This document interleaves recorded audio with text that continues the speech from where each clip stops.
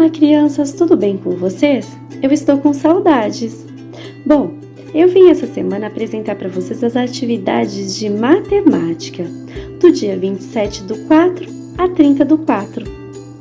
E para nossa primeira aulinha, nós vamos falar sobre unidades. Vamos relembrar? Para falar sobre unidade, eu trouxe para vocês um material dourado. O material dourado é aquele material onde o quadradinho representa uma unidade. Então, assim, se eu contar de 1 em 1, eu vou ter a unidade. A unidade é a representação da contagem das quantidades de 1 em 1. Por exemplo, se eu contar um cachorrinho na rua, ou 10 passarinhos voando, ou 17 balas, ou 70 maçãs, todas as quantidades eu posso representar por unidade. Dezena é quando eu conto de 10 em 10. No material dourado, a minha barrinha vai representar a dezena e ela tem 10 quadradinhos. Assim também eu posso dizer que a dezena ela se representa no número 10, porque eu conto de 10 em 10. 10, 20, 30, 40, 50, 60, 70 e assim vai. Dezena inteira é quando na minha unidade eu tenho o número 0. Então, a unidade representada pela letra U e a dezena representada pela letra D. Fácil, né, de lembrar? Pois bem, quando na minha dezena eu tenho 0 na unidade, eu chamo ela de dezena inteira. A dezena não inteira é quando eu tenho, por exemplo, a unidade diferente de 0. Pode ser qualquer outro número. 5, 4, 3, 1, 9. Não importa qual o número que tiver na unidade, a minha dezena não será inteira. Então, aqui eu tenho o número 15. Eu tenho uma dezena e 5 unidades. Se eu olhar na casa da unidade, eu tenho o número 5. Se eu olhar na casa da dezena, eu terei 1. E é sempre assim. Eu vou contar da minha direita para a esquerda. A unidade está à minha direita e a dezena é a próxima casa seguindo à esquerda. Muito bem, agora que nós relembramos as dezenas e as unidades, eu tenho aqui para vocês o meu quadro. Sim, a minha tabela. Aqui está pedindo assim, ó, complete a tabela numérica. Na minha tabela numérica, eu tenho alguns números que estão faltando na sequência das minhas unidades. Se eu contar ela de 1 em 1, eu estarei contando as unidades. Terei 100 unidades. E se eu contar de 10 em 10, eu estarei contando as dezenas. E eu terei 10 dezenas completando 100 unidades. Então, vocês vão completar os números que faltam e vão pintar as dezenas inteiras. Lembra? Sim, é a nossa próxima atividade, ó. Pinte as dezenas inteiras na tabela e copie os números pintados nos quadros aqui embaixo. Então, nessa tabela eu vou fazer a pintura das dezenas inteiras e depois eu vou vir aqui, né, para completar esses números nos quadros, né, que representa a unidade e dezena.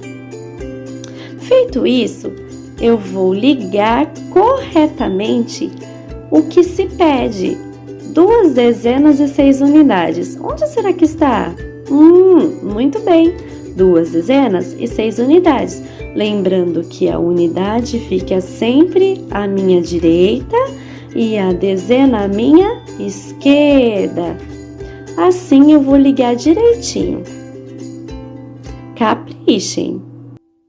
Muito bem, para o nosso segundo dia, nós vamos trabalhar com antecessores e sucessores.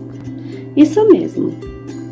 Nos antecessores e sucessores, nós vamos trabalhar os conhecidos vizinhos. Nós chamamos carinhosamente de vizinhos porque eles estão próximos, bem do ladinho dos números que temos como referência. Por exemplo, aqui nós estamos pedindo o antecessor. Quem é que vem antes do 55? Quem é o vizinho do 55? Muito bem, é o 54. E assim vai. Qual é o sucessor? É o que vem depois. Então, o vizinho que vem antes é chamado de antecessor, antecede, antecessor. E o que vem depois é chamado de sucessor, isso mesmo. O que vem depois é o sucessor. Então, nós vamos olhar o número de referência, que aqui no caso é o 49. Quem vem depois do 49? Quem é o vizinho que mora depois do 49? Então é o 50. Muito bem! Olha que legal, vocês estão acertando tudo. Que bom! E agora, eu tenho aqui no terceiro exercício o antecessor e tenho o sucessor. Eu tenho os dois vizinhos que moram ao lado, mas qual é o número? Exatamente! Se antes eu tenho 23 e depois o 25, quem é que mora aqui? O 24! Isso mesmo! Como vocês estão espertos! Gostei de ver, hein? E assim eu vou fazendo com todos os números.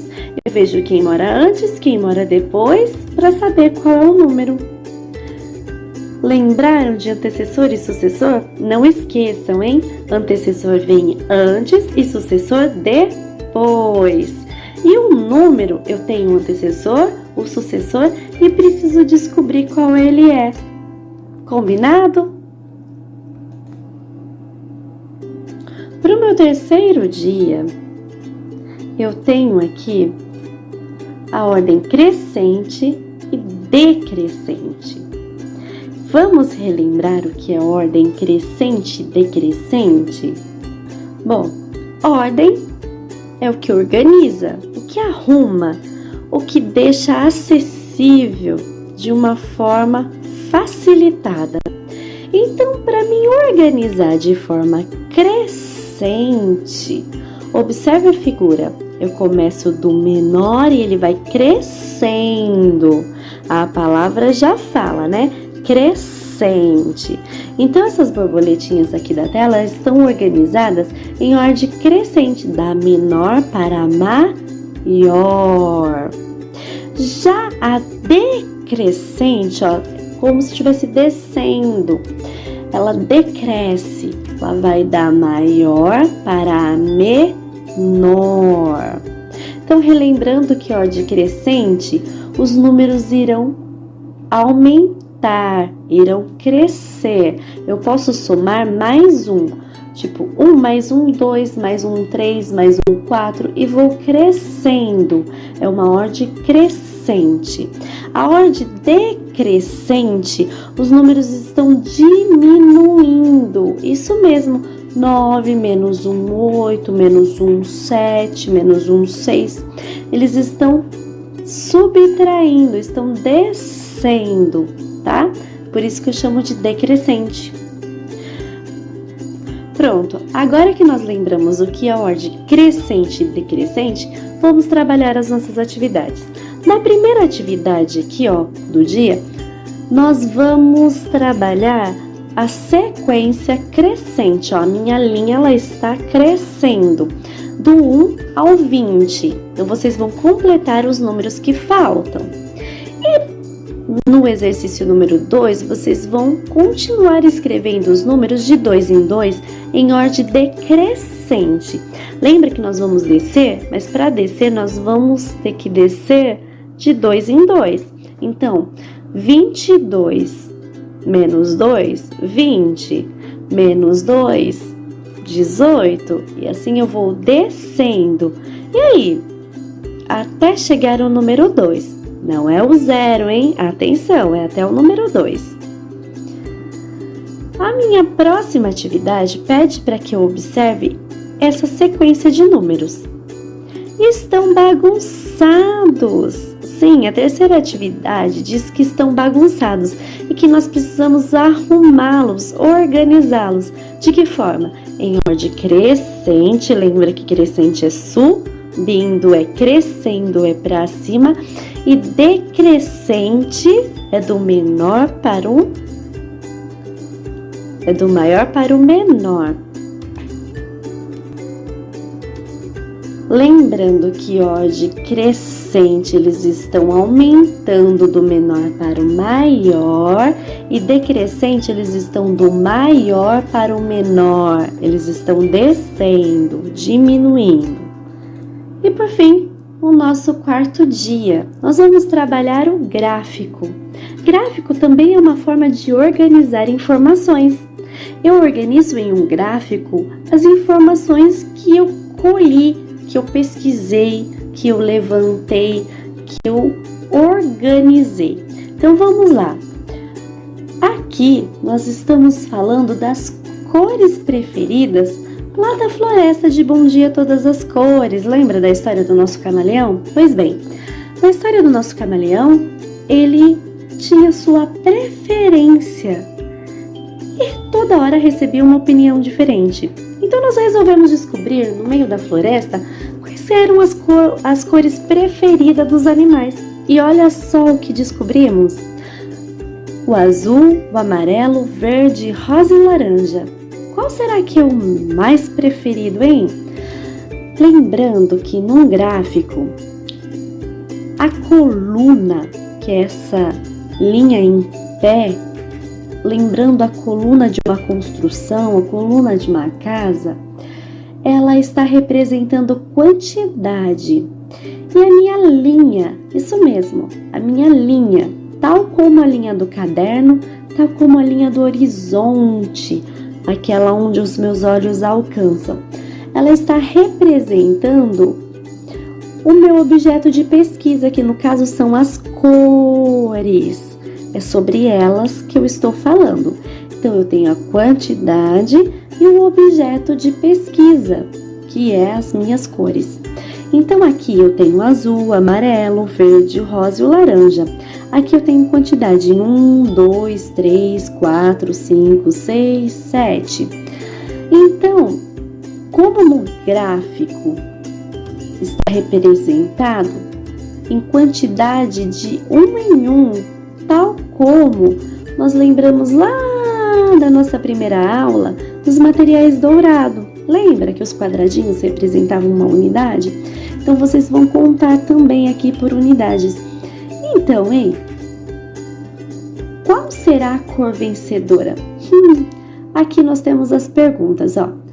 Ao olhar as informações do gráfico, observar a linha e a coluna e também as legendas, que são muito importantes, são essas informações que vêm a mais, adicionais. Ao observar essas questões, nós vamos responder: o que a coluna nesse gráfico representa? Lembra da legenda, tá? Muito bem, a quantidade. E a linha? O que a linha nesse gráfico representa? Na C, de acordo com as informações do gráfico, qual é a cor preferida? E quantos animais da floresta preferiram essa cor? Não esqueçam de dar uma boa resposta. D, de acordo com as informações do gráfico, qual é a cor menos preferida? E quantos animais da floresta preferiram essa cor? Qual é a cor que teve 5 preferências? Vamos lá no gráfico contar? Isso mesmo. Quantas preferências teve a cor laranja? Também lá no gráfico tem essas informações. Bom, se você entendeu o que é um gráfico e como se monta um gráfico, na sua família, qual é a cor preferida?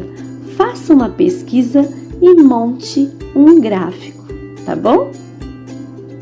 Essa foi a nossa aula dessa semana, né? Qualquer dúvida, eu estou disponível no nosso grupo. Não se esqueça de mandar as suas perguntas e de postar as fotos das atividades também. Tchau! Um beijo e um abraço bem apertado!